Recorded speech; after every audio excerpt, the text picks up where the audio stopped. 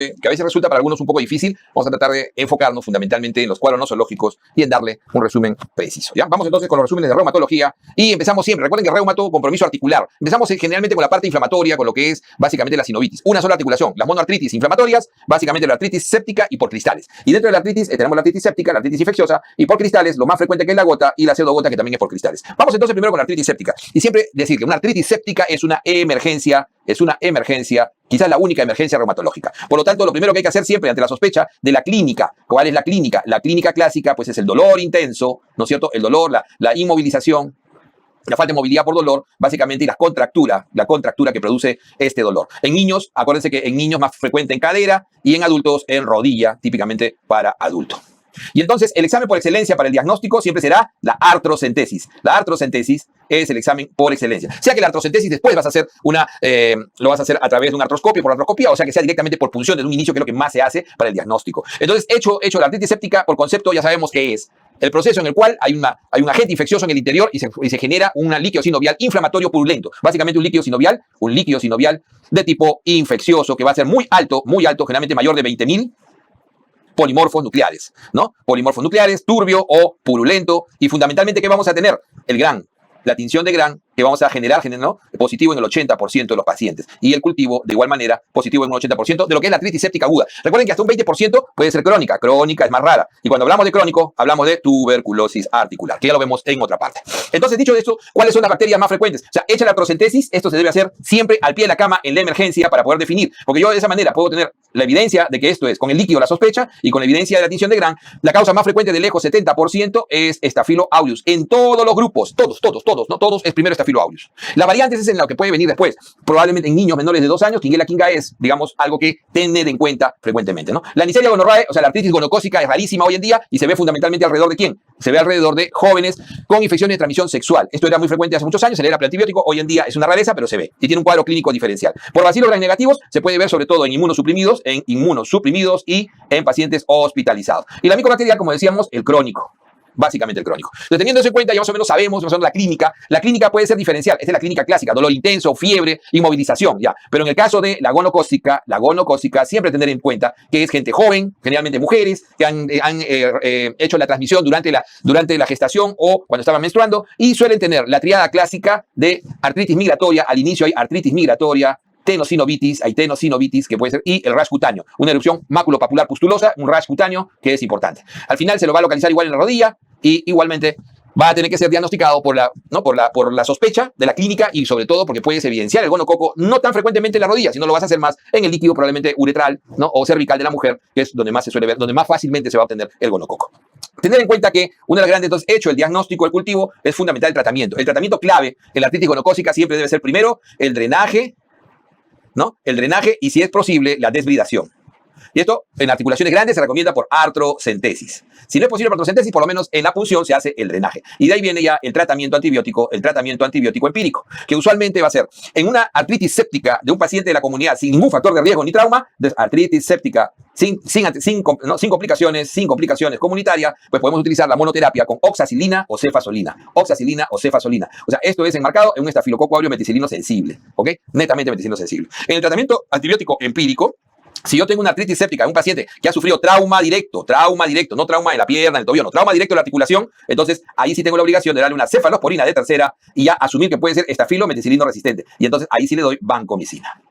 En el que es intrahospitalario, igual, incluso la cefalosporina de tercera debería ser antiseudomona, recuerden, ahí ceftazidime, cefepime, más siempre ya vancomicina. ¿Ok? Siempre tener en cuenta esa posibilidad. Y cuando es artritis gonocócica, pues obviamente ceftriaxona será la elección. 1 gramo por 7 a 10 días y en este caso siempre el tratamiento por 14 días. Dentro de la monoartritis, entonces, cuando uno hace la punción, tiene una tinción de GRAN y dice ya una artritis séptica, las características, etc. Generalmente incluso en una artritis séptica tiene más de 100.000, ¿no es cierto? Más de 100.000. Pero en el caso de la gota, que es la más frecuente de todas, casi el 99% de los casos de artritis por cristales, pues vas a tener una punción en la cual vas a tener la presencia de cristales sí o sí, para el diferencial. Entonces puedes tener cristales, ¿no? de urato monosódico, que es para la gota, por ejemplo, o puede tener cristales de pirofosfato cálcico, que es la pseudogota. Acuérdense ahí. Entonces, en la gota, nosotros vamos a tener, primera condición para el diagnóstico, es que tengas que en la artrocentesis identificar el cristal respectivo para cualquier artritis por cristal. Y entonces vas a ubicar tu urato monosódico definitivamente, que es un cristal, ¿no? Tipo aguja de birrefringencia negativa y de color amarillento, incluso amarillento anaranjado, ¿ya? Entonces, ese es el característico. Entonces, la gota, ¿qué cosa es? Es un proceso inflamatorio donde el líquido va a tener, ¿no? Puede tener 20 hasta 50.000 máximo, generalmente entre 10 a 20.000 polimorfos nucleares, inflamatorio, aséptico, no puede ser turbio, pero va a ser de ese tipo, y va a producir un proceso inflamatorio intenso, donde la gota más característica es la gota aguda. Es la gota aguda, que típicamente es monoarticular y se suele dar en el primer metatarso falángica, llamado también podagra. Es el ataque clásico de gota. ¿Qué características tienen los gotosos? Mayores de 50 años, varones y sobre todo factores de riesgo, como por ejemplo ácido úrico elevado, generalmente mayores de 6.8, hasta 5.8 es normal, ¿no? Pacientes que tienen sobre todo obesidad, diabetes, factores de síndrome metabólico, hipertensos, coronarios, o sea, todos los factores malos de riesgo, ¿ok? Entonces, todo eso se suelen asociar. Por eso que la gota se considera una enfermedad metabólica. Es una enfermedad metabólica. ¿Qué otro tipo? Obviamente, el paciente que está en riesgo, el que tiene riesgo de gota, que es básicamente el hiperuricémico, está la gota, ¿no? Crítica. ¿A qué se llama el tipo intercrítico? La intercrítica, que son aquellos que hacen 2 o más eventos y tienen periodos sin eventos. Entonces, la gota intercrítica, que es por decir la subaguda, y la crónica, que puede ser hasta el 15%. Y que el problema de la crónica es que suele ser ya oligoarticular, suele ser destructiva. Y tofacia. ¿Qué es el tofo? Es estos cristales de urato monosódico en el subcutáneo, ¿no? Entonces, periarticularmente se forman unos depósitos, como una especie de nódulos, como si fueran arena, que tienen, el tofo tiene urato monosódico, o sea, tiene cristales de pirofosfato cálcico precipitados en el subcutáneo. Entonces, esta es la gota característica. El cuadro clínico es dolor intenso, monoarticular, que no deja dormir, generalmente requiere reposo absoluto. En el caso de la artritis séptica también ese reposo es absoluto, porque recuerden que puede dejar muchas secuelas y ruptura capsular y subluxación. En el caso de la gota, el reposo, el movimiento provoca mayor dolor. Hay precipitantes de gota, claro que sí. Acá me faltó como factor el alcohol, pero en los precipitantes puede ser el exceso de alcohol, el exceso de ácido úrico, como puede ser la dieta, ¿no? Las infecciones, la acidosis, cuando el paciente está crítico. Por eso que muchas veces la gota aguda aparece en pacientes hospitalizados. ¿Cuál es el manejo? El manejo de la gota pasa fundamentalmente por el manejo agudo. Acuérdense, el manejo agudo de la gota básicamente es antiinflamatorio, siempre es AINES, de preferencia indometacina, que es el mejor de todo, porque además de su efecto antiinflamatorio, disminuye la migración de los macrófagos, que son el gran problema son los que engloban y producen el proceso inflamatorio, son los que fagocitan los cristales. El otro que se usa más hoy en día es el naproxeno. También son útiles los COXIF. Definitivamente los AINES son de primera elección, pueden ser utilizados también los corticoides intraarticulares o en articulaciones grandes, son bastante útiles. Y medios, además de reposo, el hielo, el frío, el cold pack. Okay. En los pacientes que suelen tener más de 72 horas con el proceso, se les suele añadir colchicina. La colchicina no es a priori, no es de primera elección inicial, siempre es AINE. La colchicina se suele añadir al tratamiento cuando el paciente ya va a entrar en fase subaguda y pasa las 72 horas. La colchicina, ¿no? Hace que haya menor migración, o sea, disminuye la diapedesis de los macrófagos y eso mejora muchísimo el proceso a lo largo del tiempo. La colchicina suele darse por un mínimo de 3 semanas, más para la gota subaguda, la intercrítica, que es fundamental. En el caso de la gota aguda, de la gota crónica, siempre recordar que el corticoide, en el caso de la inflamación crónica, puede ser una solución, ahí recién entra el corticoide, y recordar que la tofacia requiere siempre de hipoglicemiantes, hay que bajar el ácido úrico, y para ello se suele utilizar, ¿no es cierto?, básicamente el alopurinol. La indicación de alopurinol es gota tofacia, que tengas cálculo renal concomitante, o que tengas 2 o más episodios al año. Si tienes 2 o más episodios al año, alopurinol. Si tienes cálculos renales, alopurinol. Si tienes tofos, alopurinol.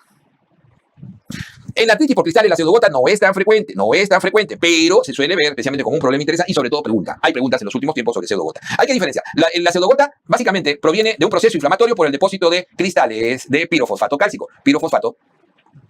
Este pirofosfato cálcico es la manera en realidad como se precipita el calcio en los tejidos. Y entonces este cristal de pirofosfato cálcico, que es romboideo, que es de birrefringencia, sí, positiva, a diferencia del otro, de color azulado, ¿no es cierto? Este pirofosfato cálcico puede precipitarse normalmente en personas adultos mayores, sin asintomáticos. ¿Y eso que se denomina? Condrocalcinosis. La condrocalcinosis es un proceso, ¿no?, que puede darse asintomático en grandes articulaciones, sobre todo en mujeres por encima de 65, varones por encima de 80, sobre todo en el hombro, es uno de los más frecuentes, cadera y rodilla.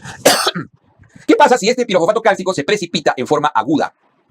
Producirá monoartritis, usualmente monoartritis. Y eso es lo que se llama la pseudogota. La pseudogota no tiene que ver con condrocalcinosis previa, es una precipitación aguda del pirofosfato cálcico que se puede dar en algunas condiciones, sobre todo en las hipercalcemias. En las hipercalcemias, obviamente, la hiperpara primario, por ejemplo, se puede dar en las hipercalcemias secundarias también, en los neoplasias, que son grandes hipercalcemias, se puede dar en la hemocromatosis, se puede dar, por ejemplo, en la hipomagnesemia, ¿no? Se puede dar enfermedad renal crónica, o sea, tiene condiciones donde uno puede precipitar agudamente y producir un cuadro muy intenso de monoartritis, sobre todo ¿en dónde? Preferentemente en la rodilla. Si en el adulto la gota era más en el primer metatazo falágico, aquí es rodilla, ¿ok? Eso es lo más frecuente. Y general, muchas veces sí vamos a ver en la radiografía en estos pacientes, porque el pirofosfato cálcico ¿no? va a evidenciarse radiológicamente.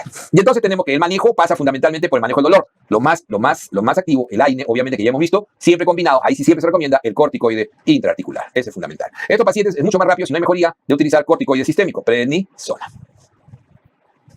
Vamos a las espondiloartropatías seronegativas. Las espondiloartropatías seronegativas son un grupo de enfermedades que tienen fundamentalmente, ¿no es cierto? Van a tener fundamentalmente compromiso a nivel de columna. Entonces el compromiso de columna es fundamental.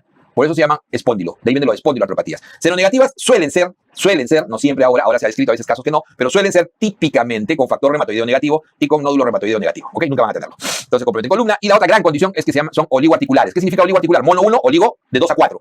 5 más ya es poli. 5 más ya es poli. Entonces, oligoarticular. Por eso también se llaman oligoartropatías, artropatías seronegativas. Entonces, estos tienen características clásicas, ¿no? Como pueden ser, por ejemplo, el hecho de generar, ¿no? Lo que se llama entesitis. Las entesitis típicamente son, por ejemplo, ¿no? La talalgia, la lumbalgia, suele producir lumbalgia, inflamatorias, talalgia. La entesitis es la inflamación básicamente de cápsula, tendones, alrededor de la articulación, Mientras que la dactilitis es otra característica, también llamado dactilitis o dedo en salchicha.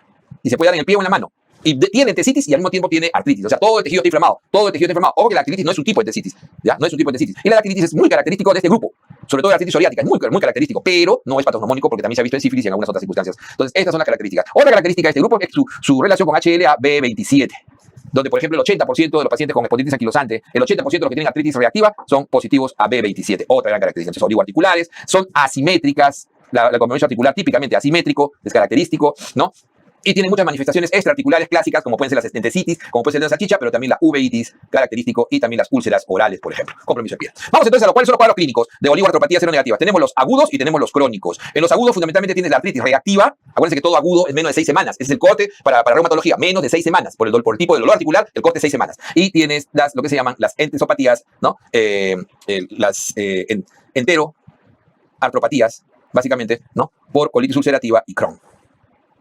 Tiene las crónicas, que son la más frecuente de todas en este grupo, que es la espondilitis anquilosante, que tiene su variante previa, el espectro de espondilitis. Y tienes lo que se llama la artritis psoriática, que es una de las más frecuentes también y crónicas características. Veamos entonces ahora la espondilitis anquilosante. Es la típica crónica, es la más frecuente de todo este grupo, ¿ok? Tiene la característica de comprometer siempre la articulación sacroiliac, sacroileitis bilateral en el 100% para el criterio mayor de diagnóstico. Siempre ten en cuenta que ese criterio mayor se le puede sumar otro criterio, como puede ser, por ejemplo, el HLA-B27 positivo, que se da en el 80% de los pacientes. Puede darse, por ejemplo, la lumbalgia, ¿no? La lumbalgia típicamente inflamatoria, con compromiso glúteo característico, el compromiso, ¿no? De la dificultad, por ejemplo, para la dorsiflexión de la columna, el test de Schober positivo, ¿no? Que es característico, y los exámenes. Entonces, el diagnóstico pasa fundamentalmente por dolor lumbar, lumbalgia crónica. ¿Qué significa crónica? Acá sí es por dolor, más de 3 meses, porque no estamos hablando de articulación, mayor de 3 meses. Lumbalgia crónica inflamatoria. ¿Qué significa que sea inflamatorio? En reposo, dolores en reposo, y tiene, ¿no es cierto?, rigidez matutina mayor de 1 hora. Rigidez matutina mayor de 1 hora. Entonces, esa es la característica inicial clásica, el dolor lumbar, la lumbalgia. ¿Qué se le puede sumar? Lo que hemos dicho acá, HLA-B27, test de Schober positivo. Se le puede sumar, obviamente, se le va a sumar la oligoartritis, se le suele sumar fiebre, se le suele sumar, además de la oligoartritis, por ejemplo, la dactilitis, ¿no? Las entesitis, y en los casos más graves, la uveitis como complicación. En los pacientes con espondilitis anquilosante, definitivamente tiene que haber una evaluación de toda la columna, porque suele comprometer las articulaciones a nivel lumbar, dorso y lumbar, sobre todo lumbar, ¿ok? Entonces, articulaciones lumbares y sacras. Entonces, es un paciente que por eso dicen anquilosante, con mucha facilidad puede sufrir la anquilosis de la columna. El tratamiento en el 80% de los casos no son severos, se solucionan con AINES y sobre todo 2 horas diarias de ejercicios, sobre todo la natación. El resto puede requerir, además de eso, infliximab. O sea, anti-TNFs, es uno de los que más se utiliza. Existen las espondiloartropatías con no demostración radiológica. Se llama así no radiológica porque no tiene compromiso de las sacroiliales. Entonces van a tener otra característica, como por ejemplo el HLA-B27, la lumbalgia. Ojo, este es el típico caña de bambú, que no es, ¿no?, la columna cuando hacen los famosos sindesmofitos que pegan la columna y le quita la movilidad. Por eso que el test de Schober se hace positivo. Entonces, sindesmofitos. Y caña de bambú, en lo que es una columna que parece una caña de bambú. Entonces, una lista, el paciente puede tener compromiso psoriático, el paciente puede tener varias características, uveitis, pero no llega a ser todavía espondilitis anquilosante porque no tiene compromiso de las sacroiliales, y eso se llama espondiloartropatías no radiológicas, o sea, no tiene todavía la evidencia radiológica de compromiso sacroilial. Veamos dentro ahora las otras, ¿no?